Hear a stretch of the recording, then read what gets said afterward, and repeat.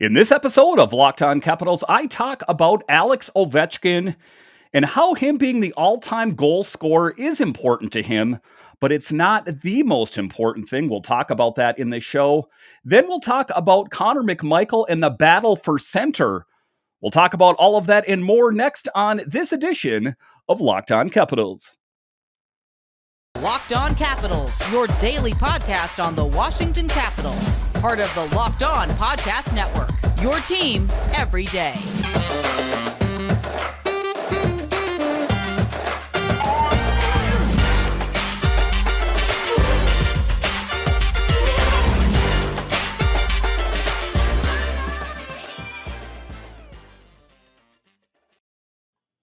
Well, hello and welcome into this edition of Locked On Capitals. I'm so glad you decided to join me today.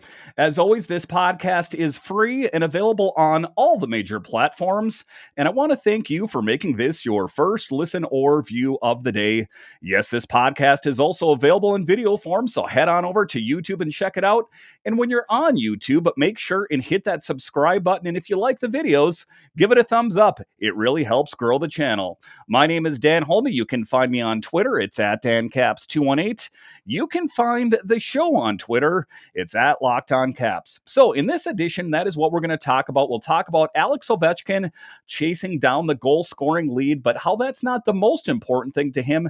Then we'll talk about the battle for center. But just to get it going off, some news around the Washington Capitals. As you know, it was the first preseason game on Sunday, and already as I record this, they are making cuts, and that was to be expected. I think that ultimately was just to kind of give those guys a taste of what it's like to play out there, and then just to kind of shuffle them back to where they came from for the most part. So let's go over some of the players that have been cut from the first round. Tarek El-Bashir writes, the Caps have made their first round of camp reassignments, sending the kids back to junior. Drew Krebs, Jake Karabala, Simon Motu, Ryan Hoffer, Alex Sudolev, and Hakan Hanault will be sent back to their respective teams. And, it was a good opportunity for these guys to get some real-time experience with NHLers, the Washington Capitals. Now, will all of these players one day make the big club? No, that's not what I'm saying, but it was a good opportunity for these guys to kind of cut their teeth and just to kind of get a taste of what it's like to play with the likes of some of the bigger players. And I understand that it was sparsely populated with actual NHL players, but there was Anthony Mantha and there was Connor Sheary, etc. So they did get an opportunity to play with some of the bigger players out there. And we are happy that they were able to make their contributions to the team. And I hope for nothing but bigger and better things. All right, so just in this part of the segment here, we're going to talk about Alex Ovechkin. And, you would assume when he is chasing down Wayne Gretzky, the great one, the greatest goal scorer of all time, you would assume that that is of paramount importance. But in an article today, he wrote that, that is important to me, but it is not the most important. What he was saying is that in this point of his career and at this age, it's more about accomplishments, team accomplishments, that is. And what he would like more than anything is to see another Stanley Cup run by this Caps team before he retires. Ideally a couple Cup runs before he retires, but he would like to get another a Stanley Cup before he does retire. And I think that shows, kind of his unselfish nature.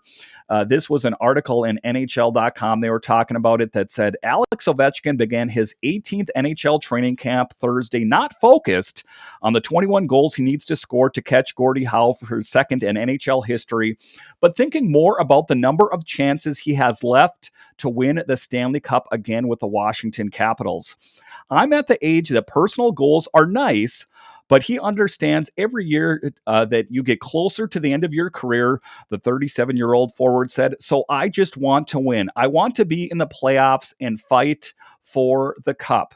And He did get that opportunity. As we know, he won the Stanley Cup in 2018. But, I think that it is a bit of an unrequited love that he has for the Stanley Cup and him wanting to achieve that goal once again. He got the taste of winning the Stanley Cup and he wants to do it again.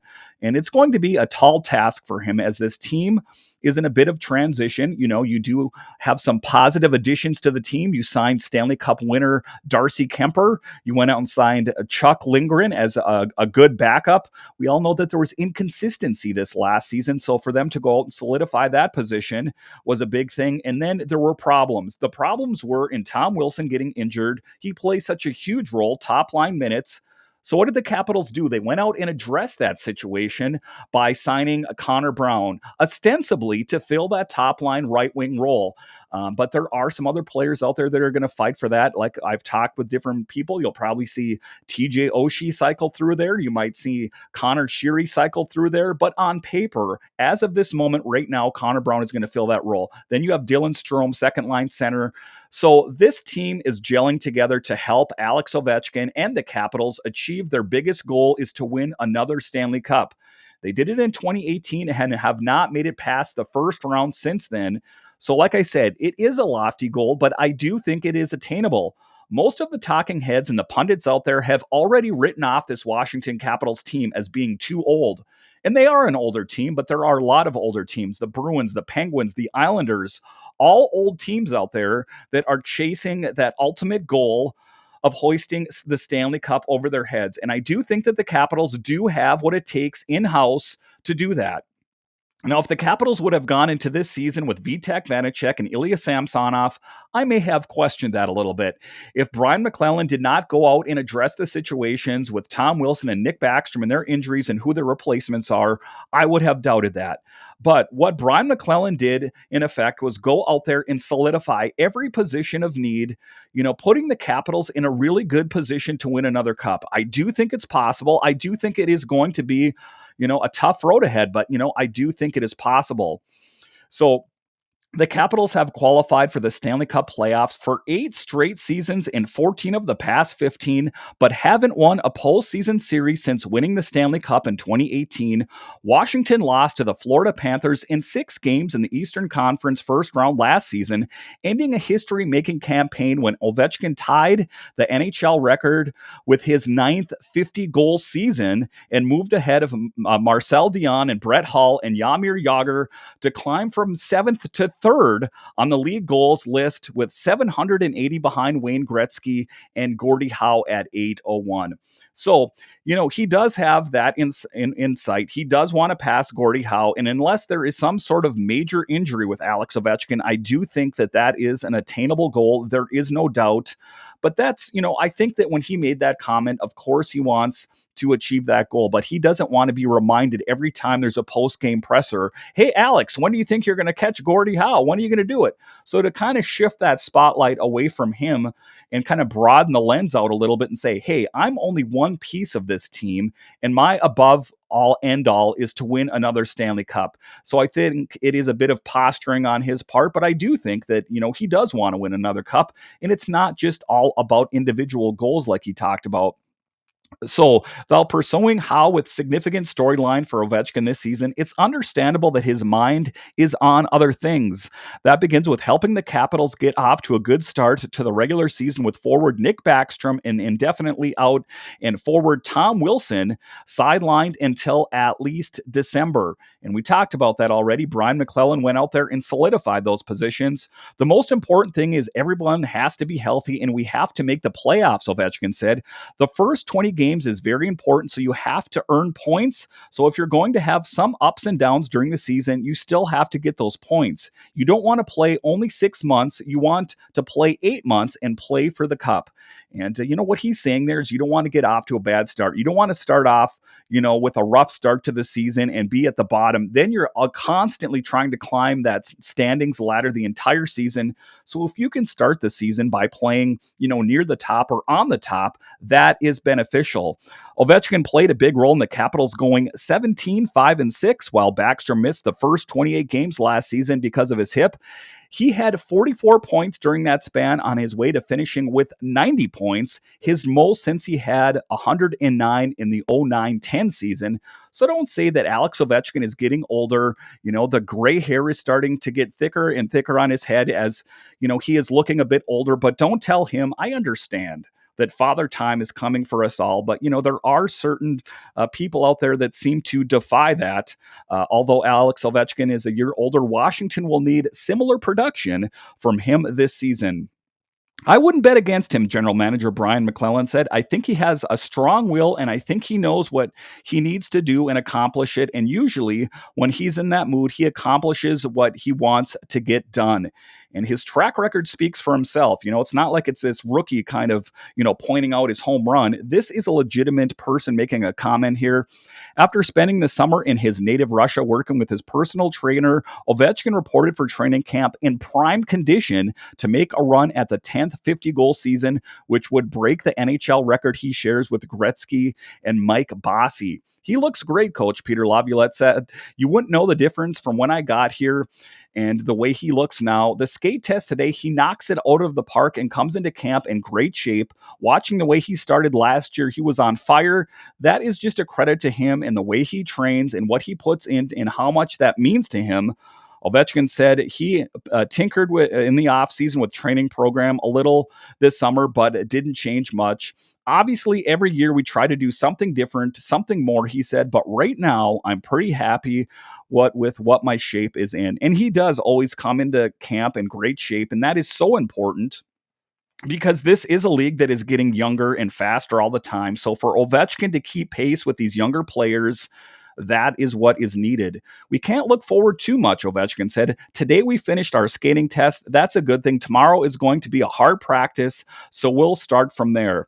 After playing against Ovechkin for 10 NHL seasons, Kemper is looking forward to playing with him and having a front row seat while he chases down Howe and then Gretzky. Ovechkin has 4 seasons left on his 5-year, $47.5 million contract he signed last summer. It's going to be so fun to be a part of that and kind of watch history unfold, Kemper said. Kind of just sit aside and watch him do his thing. And that's what Ovechkin is going to do. Sometimes you just can't get in the way and you have to let him go out and do what he does best. And that's score goals and to help this Capitals team with their biggest goal is to win the Stanley Cup.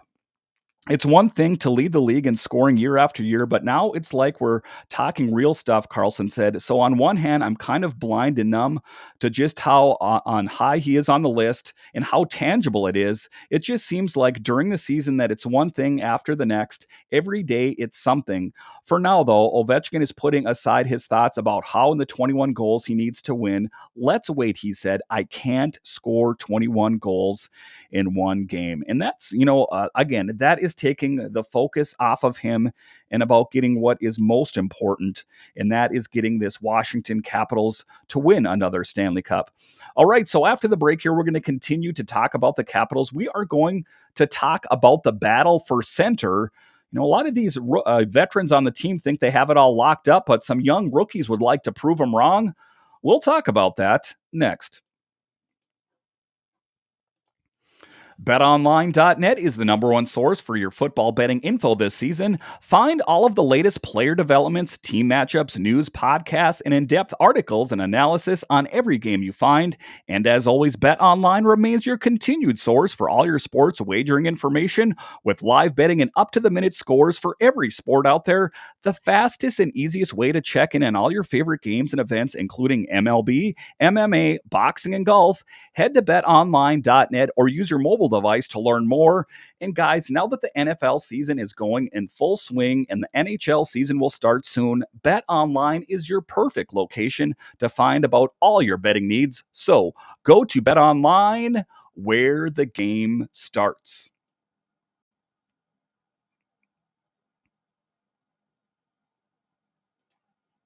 All right, welcome back into this edition of Locked On Capitals, where it's your team every day. In this edition, we are going to talk about the battle for center. Like I talked about, everyone is kind of penciled in, and I think a lot of these veterans are sitting back. I'm going to play here and I'm going to play there. But you got the likes of Hendrix Lapierre, you got Connor McMichael, you have these young players that are saying, not so fast. I'm going to fight you for your job, and I'm going to do it here in camp, and I'm going to do it in this preseason, and we'll see where everyone is once the dust settles here. So just taking a look at it here with the battle for center and Lars Eller. Lars Eller is another one of the ones, kind of one of the guys on the bubble, penciled in to be third line center. But, he was one of the guys that was kind of already 1 foot out the door before Nick Backstrom got injured. Everyone thought that Lars Eller played his last game as a Washington Capital. And then injury came, and then Nick Backstrom had that hip resurfacing procedure done, and it kind of totally changed how everything looked. So now it's going to be an interesting battle out there. Lars Eller, let me begin with saying this. As I look at the Capitals' expectations and roster, I don't say to myself, that guy's in trouble. A part of me, though, wonders if general manager Brian McClellan would be inclined to move a center if, say, a prospect like Connor McMichael, Alexi Protas, or Hendrix Lapierre were to prove he's ready for a top 9 role. I also wonder what happens if Nick Backstrom returns from hip surgery sooner, better than expected. If either of those scenarios were to play out, that could make a guy like Eller expendable. Eller, 33, is in the last season of a 5-year contract that averages $3.5 million. And that was Tarek El-Bashir's assessment on The Athletic. And I do kind of, I agree with what he's saying there. Like I was talking about earlier, his foot was kind of 1 foot out the door. It just seemed like the Capitals have enough in-house that they don't necessarily need someone like a Lars Eller. He did play a pivotal role on this team for so many years. And if you look back to the year they won the Stanley Cup, I'm not trying to diminish his role, but like they said, he is in the last year of his contract. And do they have someone in-house, a Connor McMichael, a Hendrix Lapierre, someone like that, a future Capital that could fill that role better? I guess that remains to be seen, but just as you take a look at how everything is going on this Capitals team, it kind of makes you wonder, what the lineup is going to end up looking like when it is all said and done. And just taking a look at it, this was an article in NBC Sports Washington. They were talking about it. They were saying, with Nick Backstrom and Wilson injured, where are a lot of these players going to play?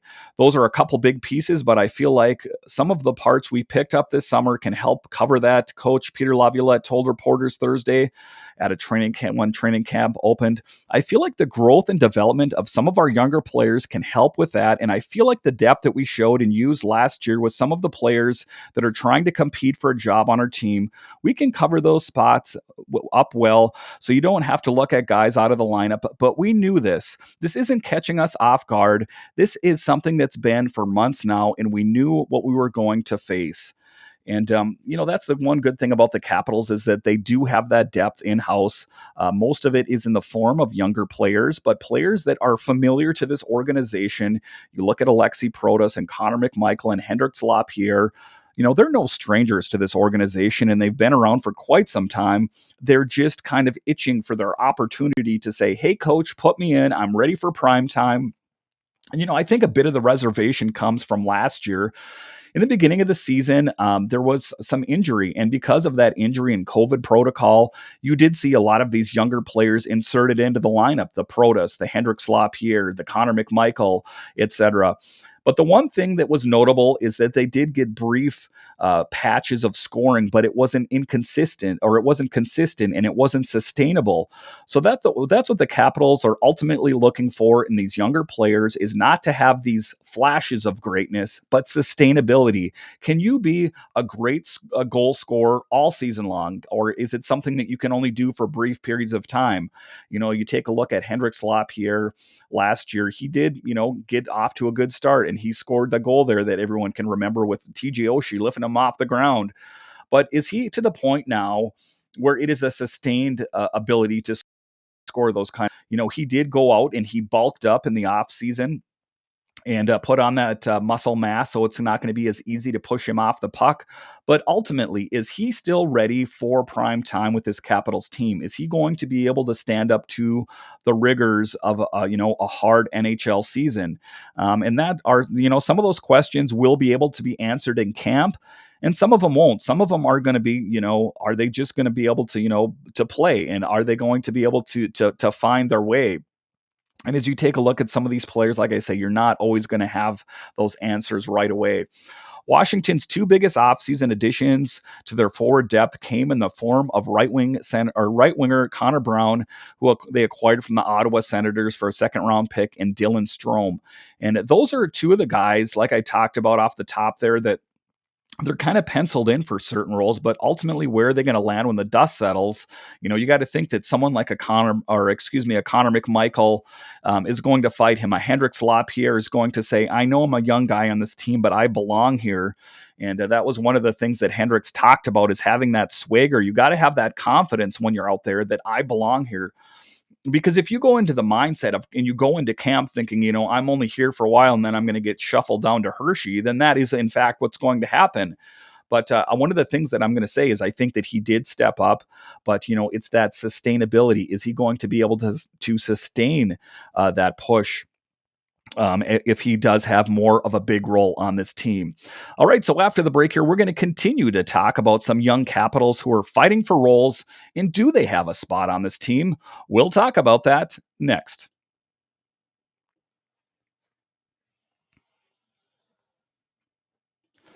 All right, welcome back into this edition of Locked On Capitals, where it's your team every day.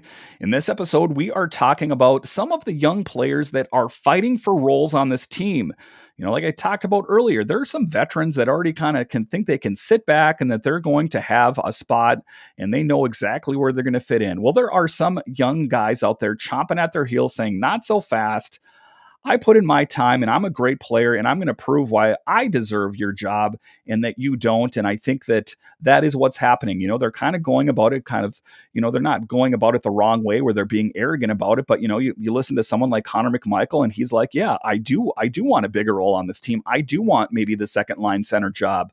I understand that Dylan Strome was signed for that job, but I might be qualified or more qualified than he is.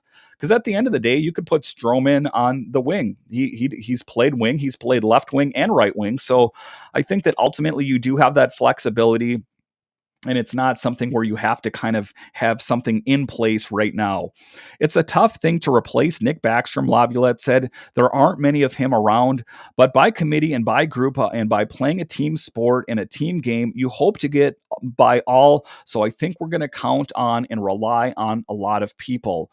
And what he's saying there is that, Nick Backstrom is a guy that's been on this team. He's leads the team in assists and he holds all kinds of records. So to say, a guy like Dylan Strome, who is a bit of a younger guy, is going to be able to fill that role is a bit of an ambitious thing to say. He might be able to do that, but we don't know if, in actuality, he will be able to do that. Brown, 28, averaged just under 16 goals and 24 assists across 3 seasons with the Senators, ranking among team leaders in ice time and thriving on the penalty kill. Strome, 25, scored a career-high 22 goals for the Chicago Blackhawks last season, a year in which he improved his faceoff percentage and reestablished himself as a productive member of the power play. He'll get a look at both center and winger in training camp, and they've already kind of tinkered with different things in the preseason here, but I think that you're going to see more of that as the preseason continues, as the Caps are going to be playing the Flyers on Wednesday night. And as we go along in the preseason, you're going to see more of the veterans sprinkle in there, and there's going to be more and more of them, and you're going to see the younger guys even less. The only younger guys that you're going to see out there are the ones that have earned a spot on the ice. Both represent welcome additions for an aging Capitals team that is looking to advance past the first round for the first time since they won the Stanley Cup in 2018. And then they talk about Backstrom and Wilson are on a different tier and how hard it is to replace them. We're losing big parts of our team, so I think it's still going to be a challenge. GM Brian McClellan said, I think we've added good players, and I think it's going to make training camp fun to see how guys adapt, how they fit in, see what the combinations are from the coaches. People are going to be getting an opportunity to play higher in the lineup. Training camp and exhibition games are going to mean a lot. So, when I hear people talk about and they say training camp doesn't really mean anything. Don't tell that to some of the young guys on the team. Don't talk about some of the fringe players. One of the things that they talked about with Connor Brown and Dylan Strome, and Charlie Lindgren is they talked about how they felt like they were kind of almost abandoned by their older teams and that, kind of just pushed to the side. So these guys have a chip on their shoulder and they want to prove to everyone else why they belong here. And I think that chip on their shoulder is going to be a good thing. I think it's going to create more of a competitive environment. And I think you're going to have a hungry group of players out there, because I think oftentimes when it's the same players year after year after year, they get complacent and they think that, this is where I am and I'm this player and I've got to stay here. Well, what was shown to these players was, Strome and Connor Brown in particular, where you take a look at Strome and let's take a look at him. He had a great season scoring a bunch of goals, and the Chicago Blackhawks kind of pushed him aside. Same thing goes for Connor Brown. So, getting to the point of being an NHL player, I think that you have a certain amount of pride. And when you're kind of just shoved aside, I think to a certain extent that would put a chip on anyone's shoulder. So for them to have that kind of, competitive edge that they're coming into this team with, that, I'm going to prove everyone wrong. I'm going to prove my former team wrong. I'm going to prove the rest of the NHL wrong. Then I think that is a healthy environment that you're going to get the most out of that player on the ice. And I hope that, that is in fact what the case is going to be. On the veteran side, the Capitals will lean on players like Alex Ovechkin, Evgeny Kuznetsov, and TJ Oshie to continue playing with the stars they've been throughout their careers. They're also hoping Anthony Mantha, who scored in Sunday's preseason opener against the Buffalo Sabres, can realize his full potential. The big body winger missed more than half the season with injury last year and was held without a goal in the playoffs. A player Washington acquired from the Detroit Red Wings for a hefty package that included Jacob Vrana and a first-round pick. Mantha will see plenty of opportunities to carve out a significant role in the Capitals' top six. He is another guy that needs to play bigger than he is, like I talked about in yesterday's show. And he's another one that is going to get, I think a different spot in the lineup as we go along in the season, because he does have that bigger frame and he's going to have to put it to use. Because let's face it, when they lost Tom Wilson, they lost a big part of their physical game. They lost a big part of that intimidation factor. So a lot of the players out there are going to have to step up. Is it going to be someone like a Beck Malenstein who has a big frame that they could put out there? Yeah, that's possible out there, because if they start losing that edge that they had, with Hathaway and Wilson out there, then I think they've lost a lot. They still have Hathaway out there, but they lost a big part in Tom Wilson. He's revered around the league as a tough guy and kind of an intimidator.